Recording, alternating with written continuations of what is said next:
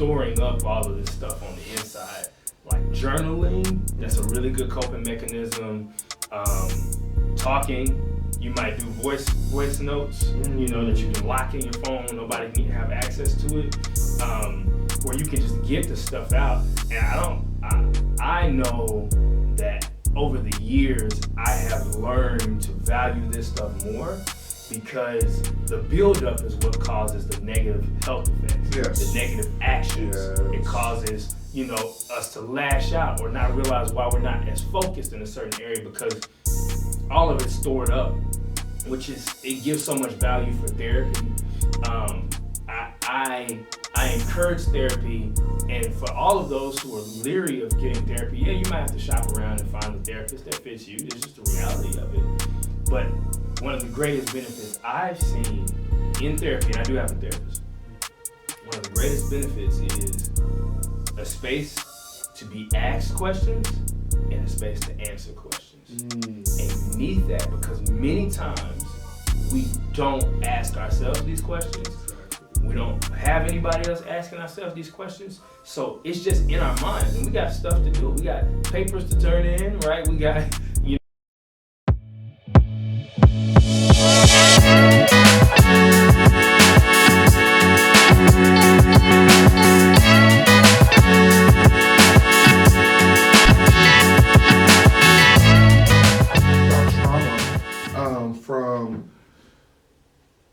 marriage, it also goes through sometimes you are the second child and you feel like you're not the favorite.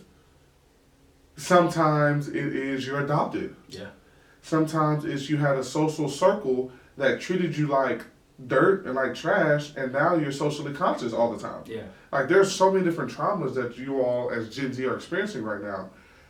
These principles, as we've discussed before, are essential in every single one of those scenarios. Yeah. It's just the way that we go about resolving those things. Like the communication might look a little bit different, but we have to have thick skin in either one of those. Yeah. And have a group of people, have at least one person that's not just a yes person, but that's honest with you to help you through this situation or circumstance. Yeah. The reason why I say that is because if you just have a yes person, there are times where we are just easily offended that we need to be told, okay, like you tripping. I understand like this situation over here, feel that way. Like that's cool. But this other one over, you just being offended just because right now, like, come on. And you got to be able to receive that. Pick the person you can receive that from. Yes, because I have multiple people that tells me like, okay, Jeremiah, you really in your feelings right now, like get over what you need to. Please excuse the bell. We are doing this in the school right now. So there's a bell that might go off from time to time. But anyways, have that person, but also have a person that you can express those feelings with that understands that when it's substantiated and when you need to just talk, they let you talk and get those feelings off and do not suppress how you're feeling. Yeah, that's a key thing, just not storing up all of this stuff on the inside. Like journaling, that's a really good coping mechanism. Talking, you might do voice notes, that you can lock in your phone, nobody can have access to it, where you can just get the stuff out. And I know that over the years, I have learned to value this stuff more because the buildup is what causes the negative health effects, the negative actions. It causes, us to lash out or not realize why we're not as focused in a certain area because all of it's stored up, it gives so much value for therapy. I encourage therapy, and for all of those who are leery of getting therapy, you might have to shop around and find a therapist that fits you. It's just the reality of it. But one of the greatest benefits I've seen in therapy, and I do have a therapist, one of the greatest benefits is a space to be asked questions and a space to answer questions. And you need that because many times we don't ask ourselves these questions. Exactly. We don't have anybody else asking ourselves these questions. So it's just in our minds and we got stuff to do. We got papers to turn in, right? We got, grades to get. We got sports to play. We're just going. Meanwhile, our brain is holding in all of this stuff, Yeah. the challenges that we're having, and what we think about it, and what do we think about it? You know, the questions, all of that. But when you sit down and you ground yourself, Yeah. literally doing that has brought me to tears, Man. because I realized I never do that. I had never just sat down and just breathed and felt what was, I mean, my therapist had me feel what's going on in your body. Like, just pay attention to what's happening. I'm like, I got pain in my back. I got, Right. you know, my knees are hurting right now. Realizing that my leg is shaking, which is that nervous energy. I normally keep my leg going, you know, just bouncing up and down. Realizing that stuff about my body did something for me, because it's me, and I hadn't been paying attention to me. Wow. And he gave me space to talk about it. Wow. And he would ask questions, give me space to answer. And I could talk as long as I needed to. Mm. You know, that type of space helps you get the stuff out, think through it. And as you said in a previous podcast, ask questions. Then when we realize I don't know the answer to some of this stuff, you know, it's a way of navigating ourselves. Right. So we don't have to like mystify it or leave it mystified where we're just like, I don't know what this stuff is. Right. And it's really just you exploring yourself and figuring out, you know, you. Right. And I think I don't know is extremely important. Mm. Because really there's an answer to, I want to say, pretty much everything. Mm-hmm. And so that is really the starting point to us receiving a revelation. Yeah.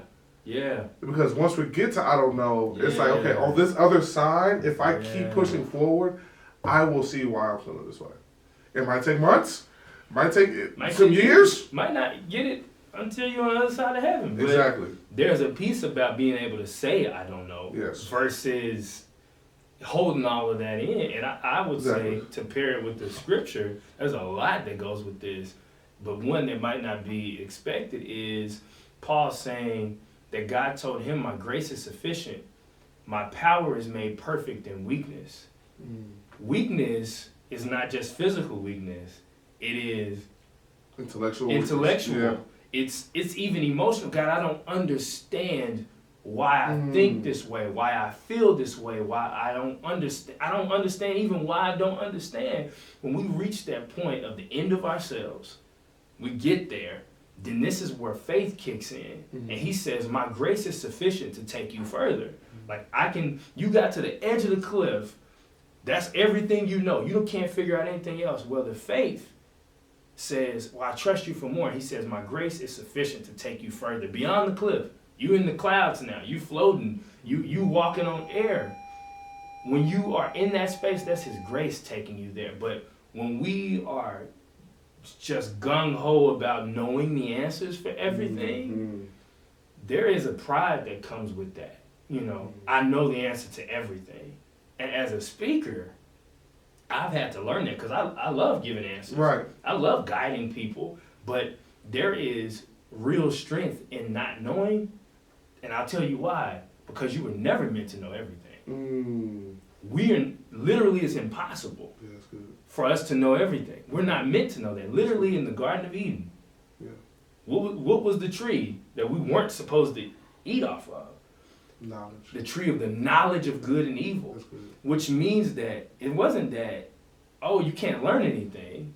It was God saying, I don't even want you to worry about this knowledge of good and evil. You don't even have to worry about making those decisions on what's good and what's not. You don't have to worry about even knowing that.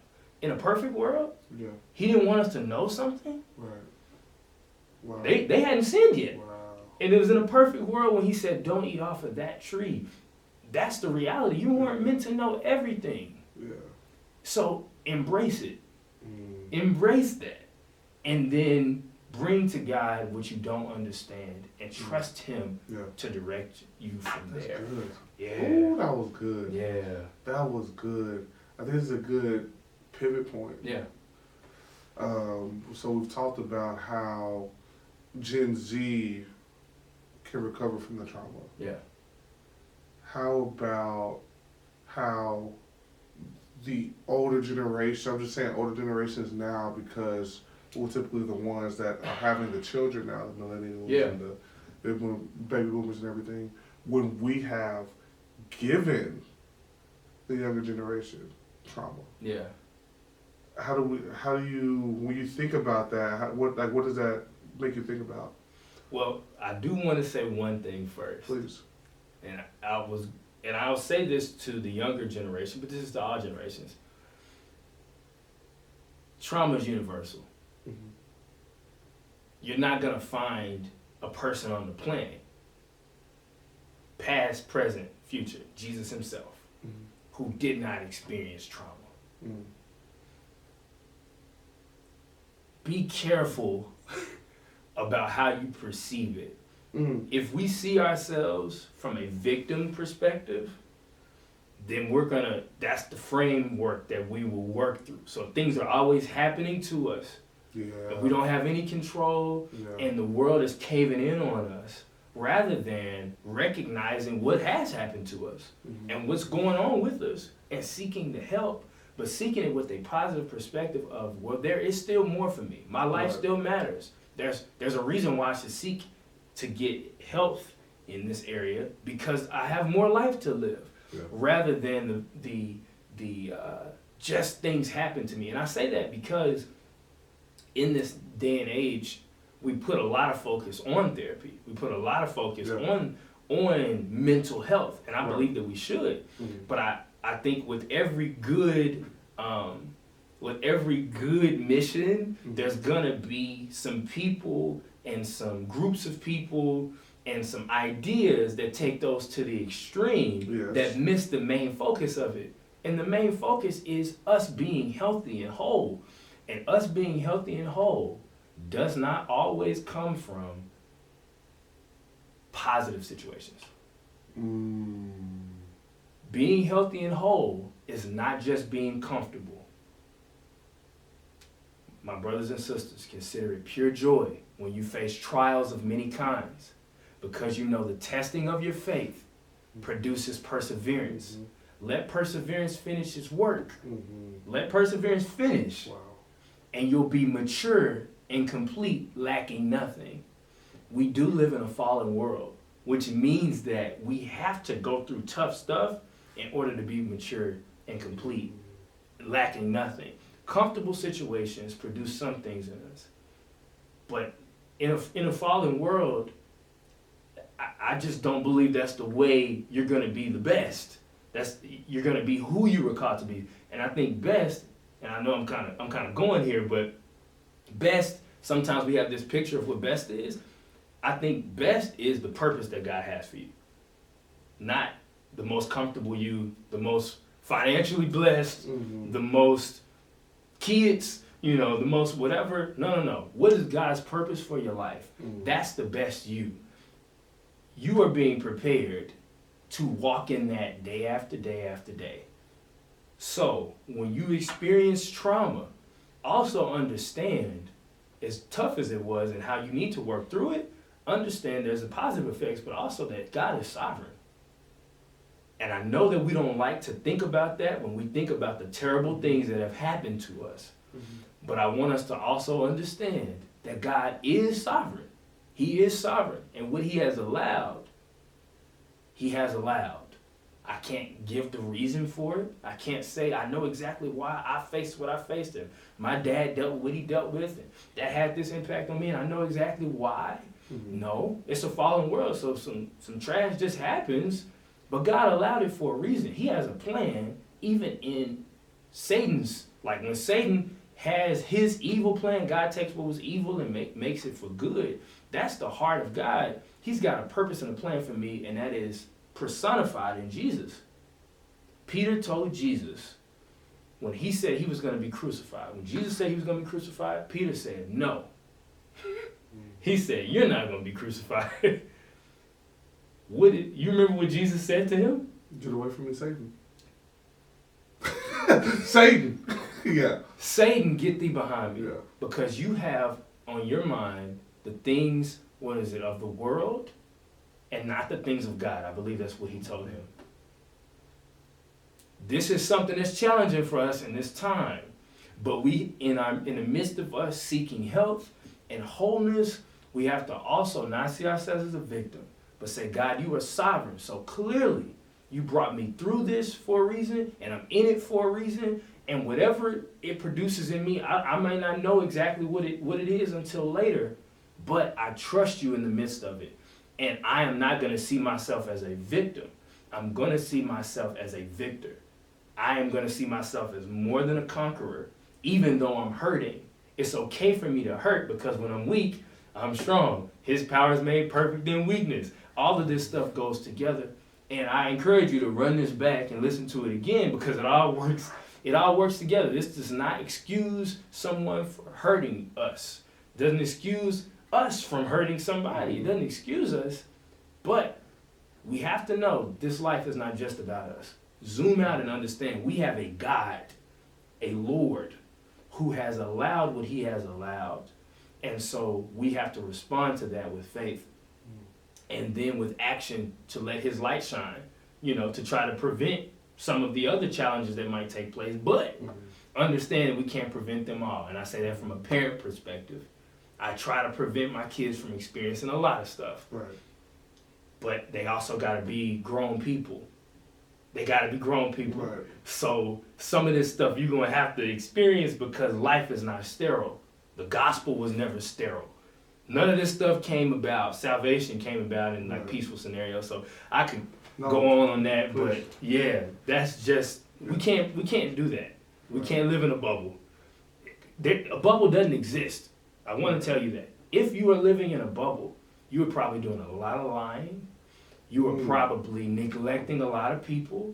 You are probably doing a lot of evil or participating in a lot of evil. And the reason why I say that is it takes a lot of things to create a sterile place that doesn't acknowledge the challenges of the world. It takes a lot of dealings. And I think about certain places and institutions where you go there and it feels like there's no problems in the world. And it should cause you to think, how did you get a place like this when there are so many problems in the world? How did this happen? Where you can control these things, even in a home where things are taken care of, people have issues and challenges. Right.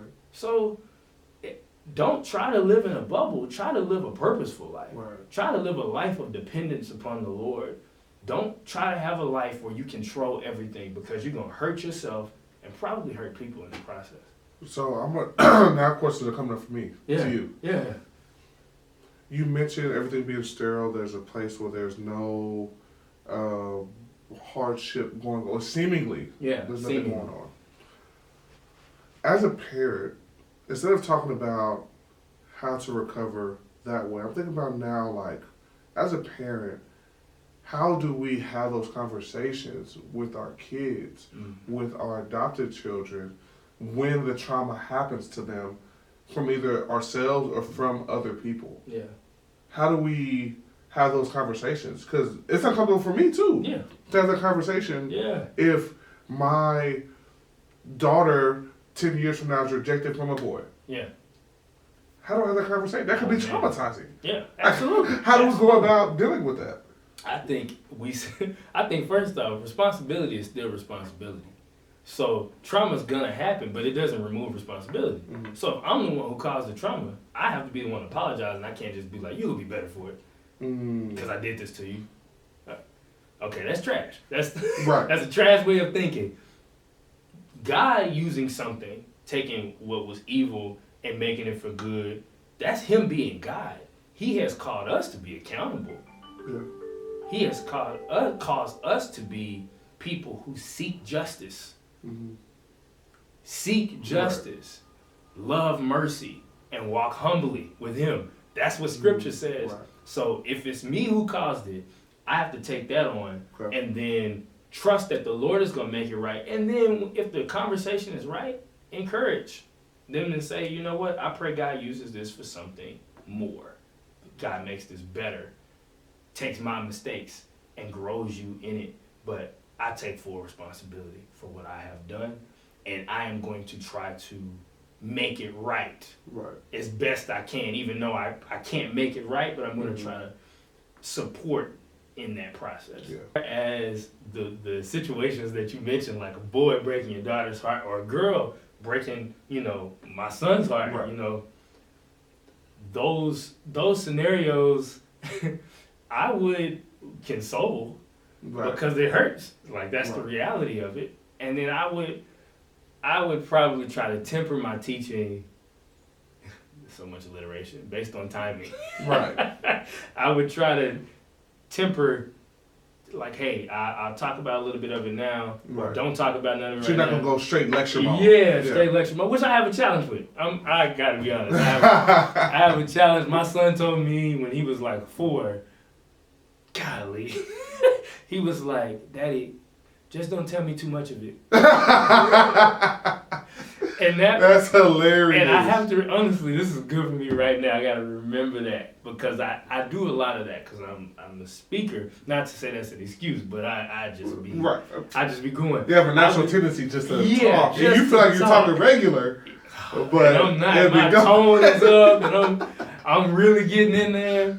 But I would just try to pull that back and give them the opportunity to feel, and also encourage. I will give an example. My son was at school. I think he was 4 at the time, playing basketball. And the kids told him, or he was trying to play, and they told him he can't play, and they said something about him, like you actually can't play basketball, like you small or something. I forget whatever it is that they said to him, and he has a lot of joy and zeal just to go after whatever the thing is. You know him. He was so heartbroken. When he got in the car, he just started crying, and he was like, they didn't let me play basketball, and such and such and such. And we got home, and I got him out the car. I would just let him cry in the car, but I got him out the car, and I just started to talk to him about who he is. You are an amazing young man. We're going to work on your basketball skills, and you're going to go there and you're going to be able to play with them. Right. And you know who you are. You know what your last name is. Right. And putting a smile on his face and just kind of holding him and saying, you are great. Right. And notice I didn't tell him you're the best basketball player Right. on the planet because he's 4 years old. No, you're Right. not. I told him we will work on it so that when he gets in that space, he's going to feel better and he's going to be able to produce. That's good. I think that's kind of, it's fluid. We know as parents, we don't know. Sometimes stuff just pop up and you just like, well, I don't know, Lord. I have met the end of what I know. Right. And I'm like, your grace is sufficient. So God, Yes. tell me what to say. Yeah. That's what Yeah, I think that's great. I think we also have to remember, and I'm still going through the process now. My daughter's, like I said, going to be 2 soon. Yeah. But from experiences with other students, we have to understand that we're not the gatekeeper of all consoling and information. Ooh. We are not. We do not hold all the answers. Man. Even if someone believes in us wholeheartedly, there are limits to what we can provide to them. So they need people. They need somebody else. Like, there's been so many times that I've been talking to somebody, and they're like, "Hey, Mr. Gaines, can you help me with this, or this?" Hey, I wish I could, but When you I do know this, somebody. I ain't got it. I'm just. I know somebody around the corner. Come on, let's go take a walk real quick.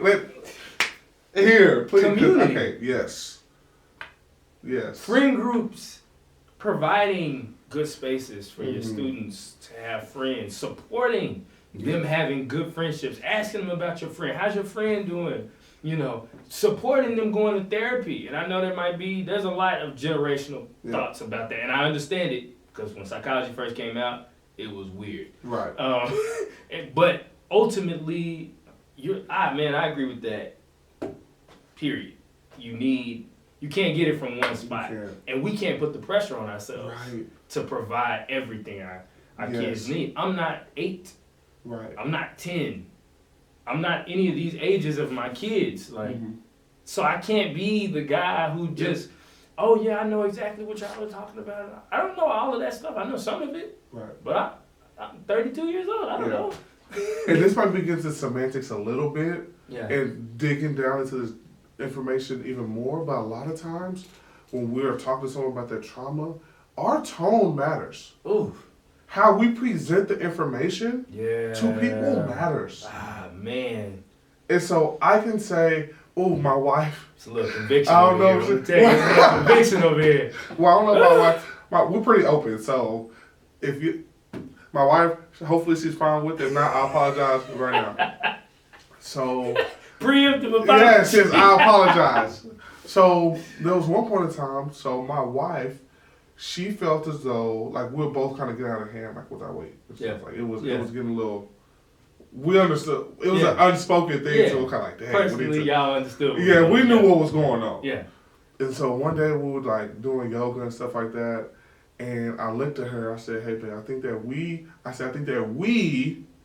should go and start running and walking." Uh-huh. But here's the thing that blew my mind. Yeah. She cried, but she did not cry because of what I said. Yeah. She cried because I presented it in a way to let her know. Yeah. Okay. She would always tell me, be honest with me. Yeah. So she's like, okay, he's saying that it's getting out of hand. Yeah. But he's partnering with me. Yeah. And he did not say, oh my gosh, you're just the fattest thing I've ever seen. Yeah. Oh yeah.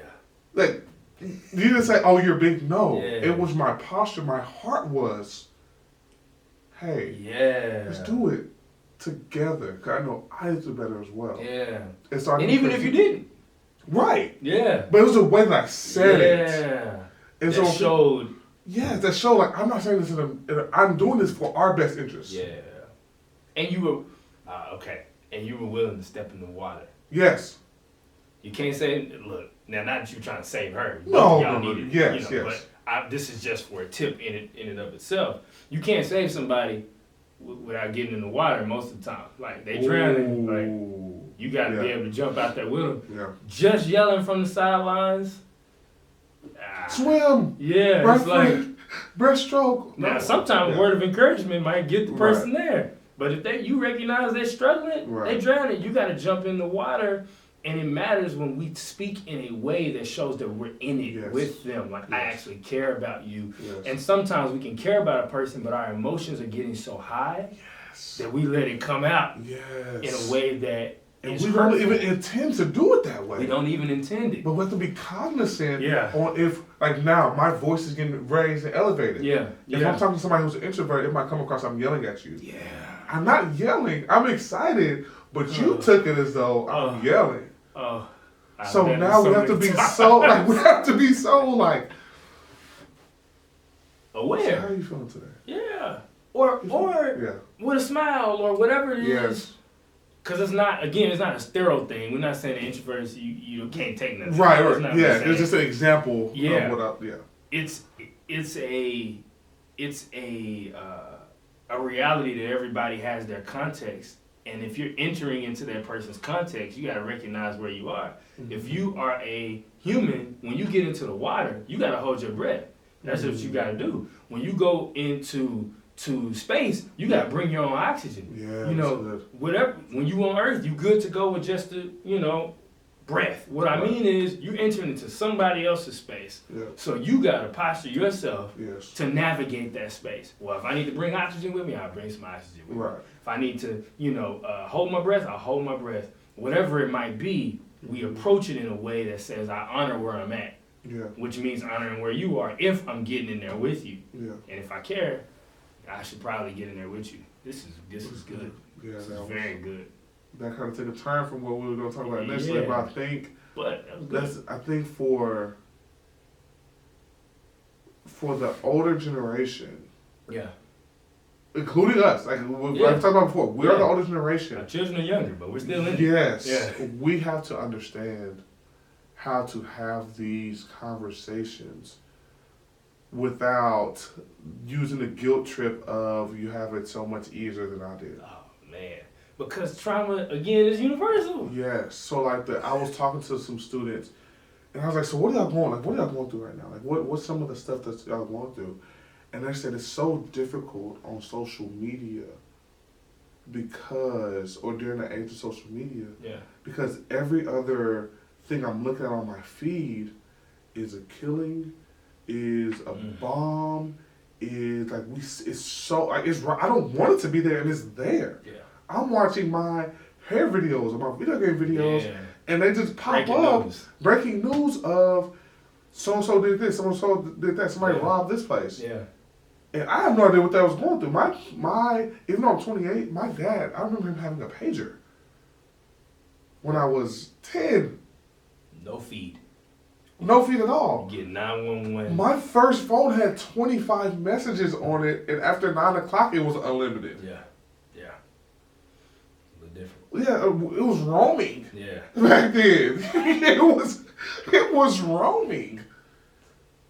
So the it's a little bit different. Yeah, well, there are Yeah. things that we went through that was a little bit more Yeah. like were parents holistically more discipline oriented than now? Yeah. Potentially. Yeah. Maybe for the most part. Yeah. Did we have a voice in the household? Not really. Yeah. Not really. But that's what we went through. They're just going through a whole nother Yeah. It's Space. another. They got their own. yes. Get into the water. Yes. Bring your oxygen with you. Bring your oxygen because they in a different space Yes. than we might have grew up or y'all might have grew up. Yes. Ultimately, it's valid with their experience. Yes. And they there was a book. Matter of fact, when we did the Bible study Mm-hmm. way back. Oh, years ago. Yeah, Yeah. that book mentioned how this age sees more killing in like a year than many people as baby boomers saw in their lifetime Wow. by video, Wow. by movies, by games. Same thing goes with sexually suggestive images. Mm.